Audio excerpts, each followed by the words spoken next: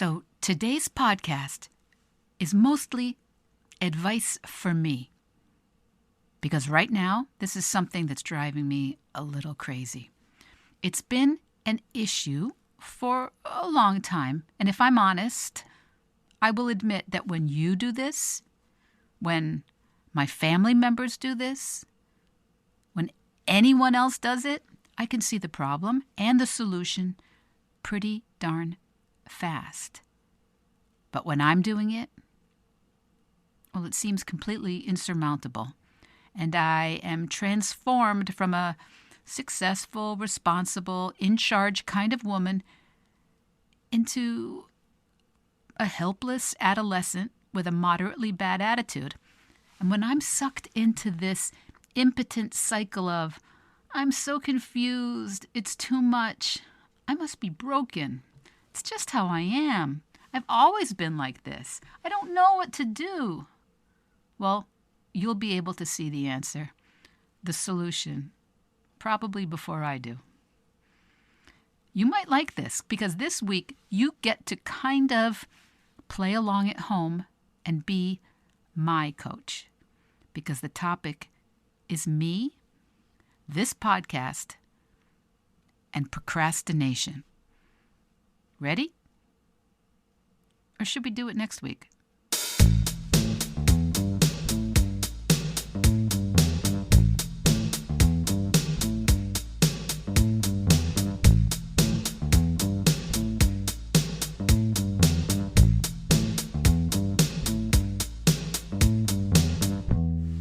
You're listening to Vedge Your Best, the plant-based podcast. My name is Michele Olander. I'm a certified life coach, a practicing vegan, and I'm here every single week asking you to eat more plants and set an impossible goal, whatever that is for you. Episode 24, we stop putting off the topic of procrastination. Hi, Vedge Heads and Vedge Your Besties. I have been putting off discussing this long enough. I think one of the most insidious habits that I deal with is procrastination. Procrastination is a real dream stealer. Now, one of the secret awesome superpowers I have been granted is having married the perfect person. There may have been 2 or 3 moments across the past 38 years that my husband and I have been together where I may not have been fully conscious that he is the perfect husband for me. But he is my perfect partner. And while I was preparing this podcast on procrastination, my procrastination, I noticed another amazing thing about our marriage. It seems to me that my husband and I tend to procrastinate about completely different things, which is awesome. My husband knows that certain actions, certain tasks are completely insurmountable to me. Mount Everest level. What immediately comes to mind for me is returning purchases to stores or mailing things back to stores. Impossible. In the past few years, Amazon has made that substantially simpler even for me, and I would posit that this may be the absolute secret of Amazon's success, ease of returns. But for decades, that was a dispiriting chore that would completely shut me down. And once he noticed, my husband just took care of it. For some reason, there is absolutely no drama involved in returning purchases to stores for some people. I can't explain it. I can only testify that I have witnessed it and lived with someone who has never been in the least bit put off by the task. And it seems to me that my 3 children have all inherited their father's chromosomes relating to the returning of purchases, which is also amazing. Procrastination of certain activities, certain tasks, can be chronic and can interrupt the flow of life. And they can be the subjects about which tempers can flare. And they may cost unnecessary time or emotional energy or money. And I cannot recommend highly enough partnering with someone either in life or in business or in friendship who has no drama at all about the same things you have tons of drama about. So, for example, right now, think of something that you have hanging around or metaphorically hanging over your head that a child, a friend, a coworker, maybe a spouse could handle in about 18 seconds. Just thinking that way can sometimes be enough to take the matter into your own hands. Just thinking of the way someone else would just march down to the washing machine and start a new load, or fold and bring up a clean load. Sometimes just thinking about the way they would do that can be enough to pop us into action. Or thinking about how your sister would just pick up the phone and call the dentist and make an appointment. Or how your friend would just go through the mail and put all the bills to be paid in one pile and file or recycle the other items. Simple as that. Sometimes just thinking about how someone else handles these tasks can just pop us into action. Help us see that the task is not a groaning, insurmountable, Sisyphean task, but will take about 5 minutes. And sometimes it is worth it to try and hand off a couple of these tasks and maybe take on a couple of your spouse or your friend's tasks, because generally, the things they procrastinate about are super dumb and super easy, not like the things we procrastinate about, right? Because, listen, I don't have a big, hairy, twisted story about what you procrastinate about. I reserve those horror stories for my own issues. So, mail, bills, appointments, purchases and returns, house management, they're all common areas that we humans procrastinate about. But there's another level. So many people that I work with have also procrastinated their dreams. You can procrastinate your dreams right to the day of your death. And I've seen that done. What if I told you that you have your dreams for a reason, a very important reason? Not because of your own selfishness or self-involvement. That reason is because you're supposed to grow and develop and evolve yourself to the place where you can create those dreams. Because I think our world needs your dreams. I do. I think our world needs your dreams. Maybe you're uncomfortable. Maybe you think that's grandiose. And maybe you think your dream is not anything the world particularly needs. And I would say, not so fast. Just that you want something. That creates an energy, a movement, a forward direction of your thought that can, if you let it, get you to grow and develop and evolve. That, I believe, is absolutely compatible with making this world better. Because someone is always watching. Someone is always watching. You never know who sees you make something, tend to something, create something, grow something, change something, you never know who sees that, and it becomes the permission that they need, the proof they need, the inspiration they need to do something too. We don't necessarily get to know what that is or what that will be. But because someone saw you make something that didn't exist before, that could change the world. That has changed the world. So are you in?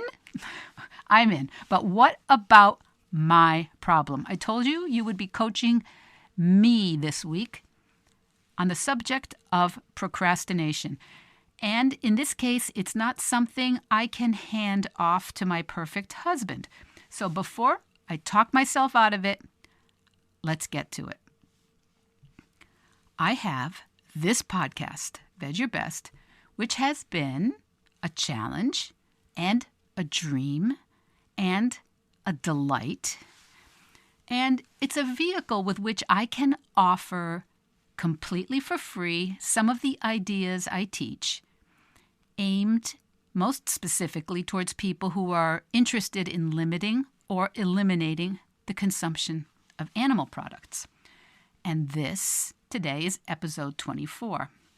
And I have a story in my head that I never stick with things, that I'm a dilettante.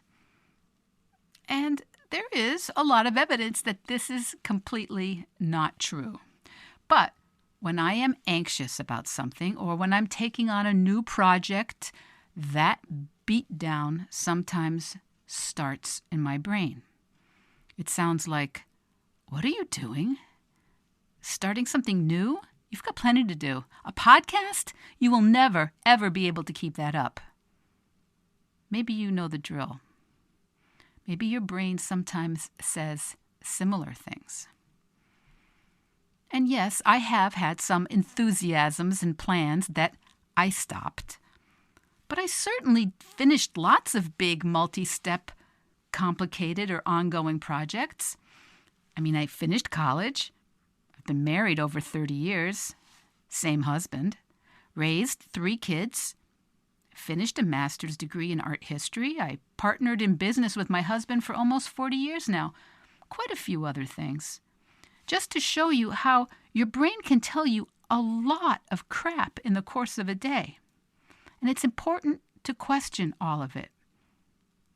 But anyway, after I became a life coach, I wanted to start a podcast that would offer for free some of the concepts, ideas, and tools that I teach one-on-one and more intensively with my clients. And I wanted to bring the tools I use in life coaching specifically to those of you who are drawn to the plant-based and vegan communities for your varying reasons. So, now you. Tell me why when I have this podcast that I love, that I value, that I'm proud that I started, that I have put together every week, that I get quite a bit of positive feedback about, why do I procrastinate so much about doing it? Because this is a weekly issue. It's a chronic weekly pattern.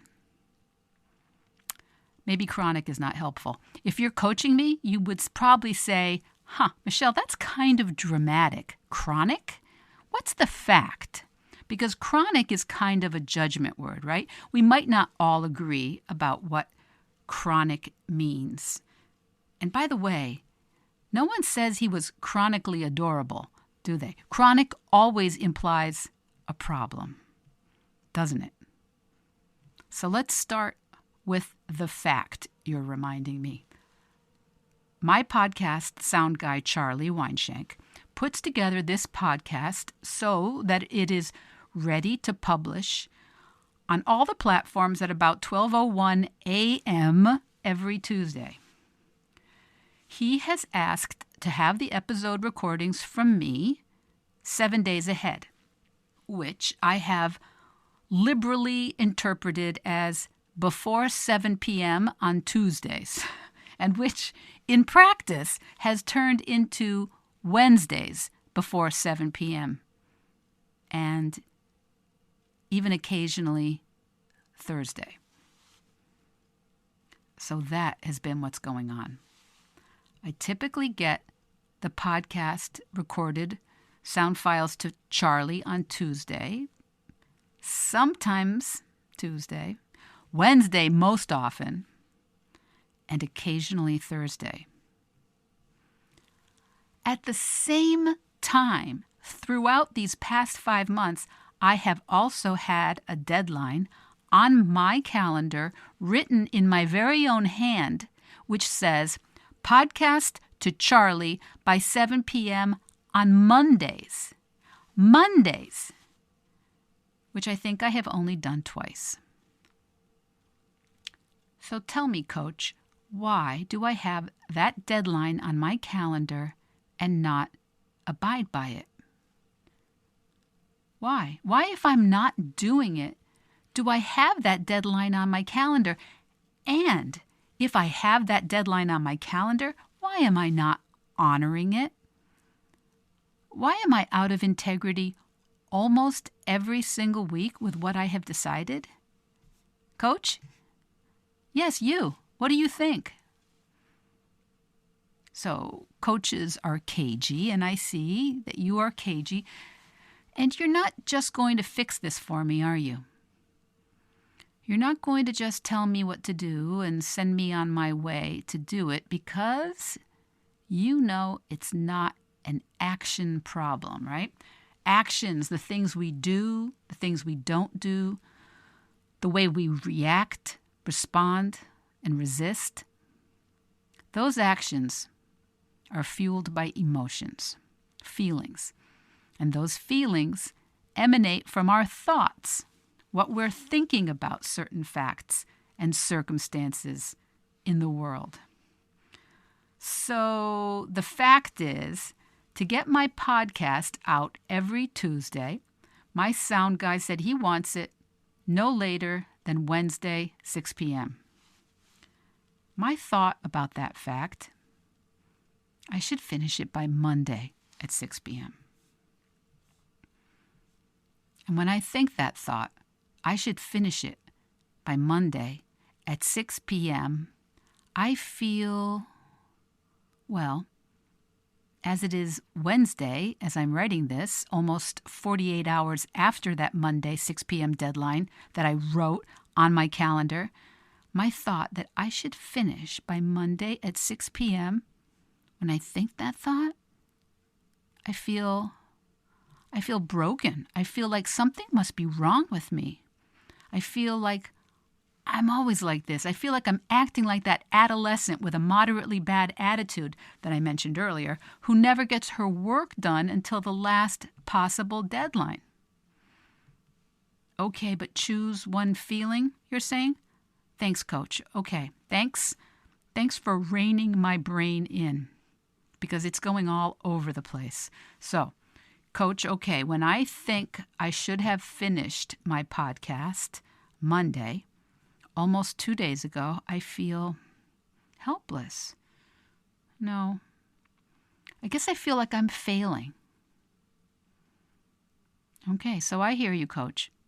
I hear you saying, when you have your podcast to do, Michele, and you're feeling like you're failing, how does that look? How do you show up? What would it look like if I'm peering through the window at you and you're thinking I should have finished it Monday and you're feeling like you're failing? Okay, Coach. All right, I'm with you.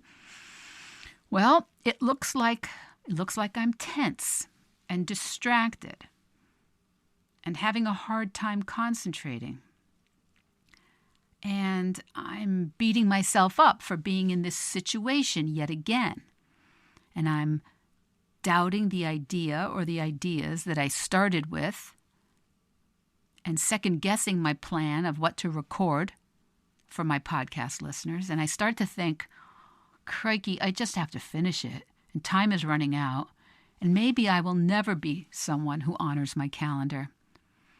And then I'm checking my phone and I'm looking at old notes I have, things about podcast ideas that I typed up before. And now I'm typing up new notes for the podcast, and I'm having a running commentary in the background of my brain that this is not going to be good. This is not going to be valuable because I'm finishing it off on Wednesday. And it would have been so much better if I had done it purposefully, deliberately, drama-free on Mondays, like I planned. What's that, Coach? Do I know what? Do I know that it would be better if I did it on Mondays?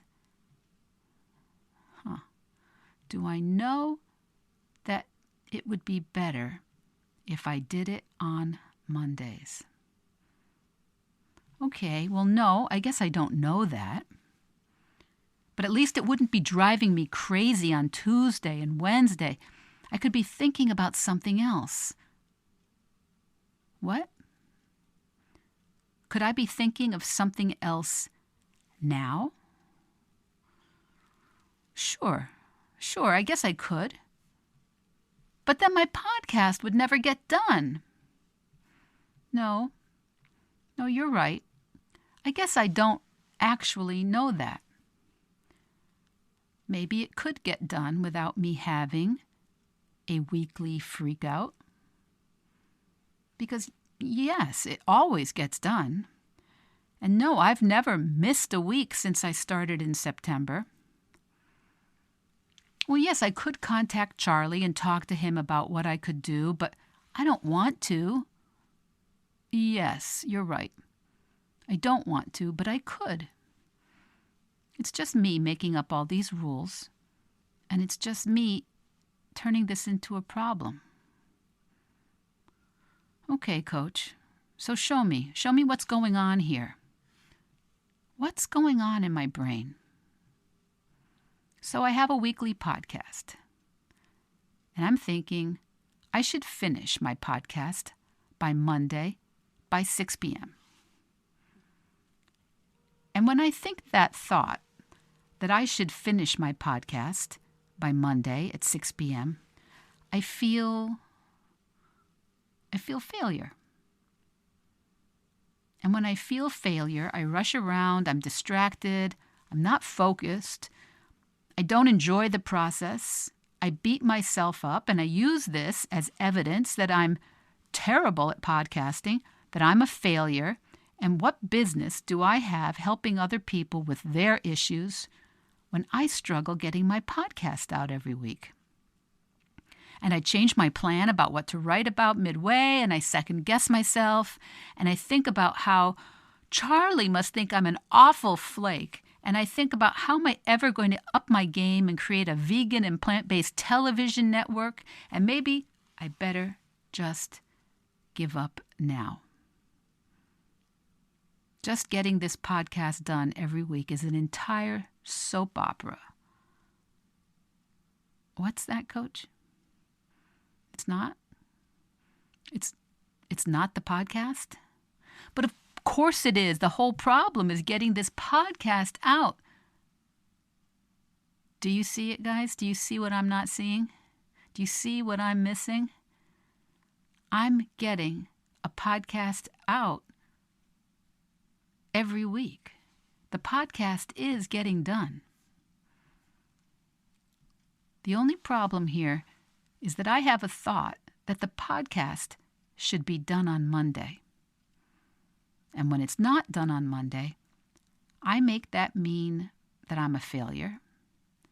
And that feeling of failure fuels a cascade of negative and frantic actions and self-condemnation and a search for all the ways I am a failure now and a failure in the past and probably will be in the future.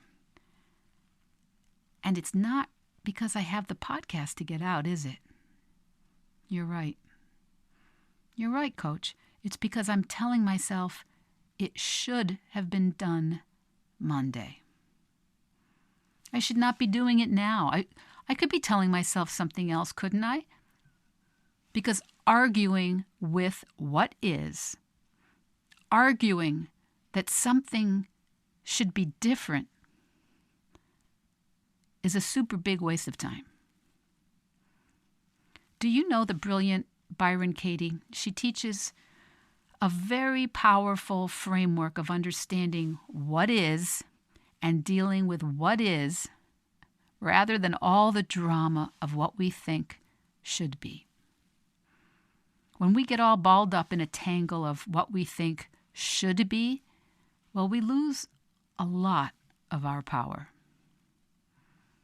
Her famous phrase, her famous teaching thought is, when we argue with what is, we lose. But only 100% of the time.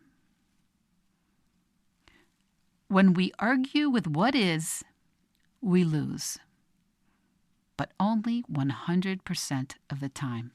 This is the bedrock of life coaching, separating the drama, the story, the narrative, and all the shoulds from the facts. But even for experienced life coaches, it's always hard to see when it's your story. So thank you, Coach. Thank you for helping me walk through this, because I honestly, believe it or not, did not have this perspective when I started this podcast. Having you there to walk me through it has given me a little space, a little distance to see what's going on here. Because I think that getting the podcast out every week is the whole ordeal. But actually, the podcast is getting out every week on Tuesdays, 12:01 Eastern Time, on all the podcasting platforms. All the drama and angst and self-condemnation that I've been having is not coming from the podcast, but from my thought that it should be done on Monday by 6 p.m. Eastern Time. My podcast does not make me feel like a failure. It's my thought that it should be done on Monday at 6 p.m. that makes me feel like a failure. It's not the podcast that has me distracted and tense and rushing around and panicky and beating myself up. It's just the thought that it should have been done on Monday. And when I think today, as I read this, that it should have been done on Wednesday, I feel terrible. And I miss the part where I am writing my podcast and I'm proud that I started this and it always gets out on time. And I get a chance to bring these ideas, bring life coaching to people who might never be my coaching clients, or who might not be my clients for weeks or months in the future, or who might be hearing this podcast in the faraway future. Those are all great things. Those are all thoughts where I am successfully getting this podcast out, recorded, and to the world. When I look at it like that, I feel, well, not like a failure, but like an effective coach who's getting her work done and getting her work out there.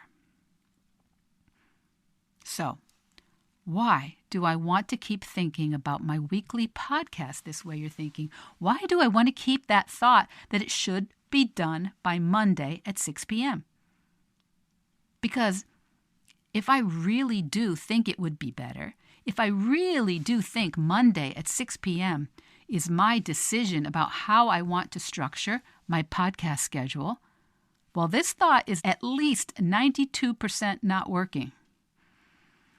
I think I worked that out 2 times out of 24. So if some of you are better at math than I am, I think I double-checked it, but 92% of the time, I am not getting it out Monday by 6. If Michele gives up that plan, though, I can hear some of you thinking, if Michele gives up her plan Monday by 6 p.m., Well, that could be the beginning of the end, right? All bets are off now. How long until Vedge Your Best is one of the millions of abandoned podcasts? Because the result of my thought, I should finish recording my podcast by Monday at 6 p.m., is not working. The result of that thought is it gets done after Monday, and that it is a significantly less enjoyable experience, and it turns into evidence that I'm a failure, and that is hardly a recipe for turning podcasting into a fun activity. Coach, thank you. That was a big help. And honestly, you did do this with me. You really did. When I started today's podcast, I was in a little bit more than a frenzy. And I now see that thought is optional. I should have my podcast done by Monday at 6 p.m. I can think something else because the result is not a podcast done by Monday evening. The result is a lot of shoulding on myself, a lot of making myself wrong, a lot of distraction from what is within my power, and a distraction from the fact that this podcast has successfully been getting out there every single week for 24 episodes now. We're going to talk about this model more and more in the weeks ahead. The model is what my teacher, Brooke Castillo, calls this framework. And the concept is as old as thought. But Brooke Castillo teaches this in a way that really helps us see, really helps us get insight into what's going on in our lives. We have facts. We have stories about those facts. Those different stories elicit different emotions and feelings. And those different emotions fuel our actions, and the way we deal with the facts in our lives, and the way we act, the way we show up, the way we deal with those facts is what creates our results. And we tend to think we need to change those actions to change the results. But that's the hard way. We want to get curious about the thoughts and feelings that are fueling those actions and see what alternatives there are in the stories that we're telling ourselves. If everything we have in our lives is a result of what we're thinking, feeling, and doing, well, that's what this is all about. We're going to talk a lot more about this. And I'm going to talk in the next episode, next week, about why procrastination is something that is stealing our dreams, stealing your dreams. You could probably see where my thoughts were keeping me stuck this week. But are you seeing where your thoughts are keeping you stuck? If you want to schedule a discovery call, my calendar is accessible via the website, and you can book yourself right into one of the sessions I keep to talk with people about coaching, or you can email me at info@micheleolandercoaching.com. The links are in the show notes. And you can find me on Facebook and Instagram. And by the way, wow, Instagram has blown up for Vedge Your Best this month. Blown up. We had about 60 or 70 followers for months. But suddenly we have over 2,000 followers. Lots and lots of plant-based and vegan folks and friends on Instagram. And you know who you are. This work, what I do here, is for you. So eat more plants and let's work on your dreams. I said earlier, when you create your dreams, when you evolve to your next level, you inspire someone else to dream bigger and evolve and go for more. What you do is important for all of us. And thanks, Coach. I'm going to see how this session changes the way I look at my podcast this week and the next couple of weeks, and we will revisit this. I will definitely have updates for you, and I will teach a little more about procrastination next week, I would love it if you would write your areas of procrastination in the reviews section of the iTunes reviews. I read all of those for comments. Or you could email me, or you could check in with me, message me on Facebook or Instagram. Let me know.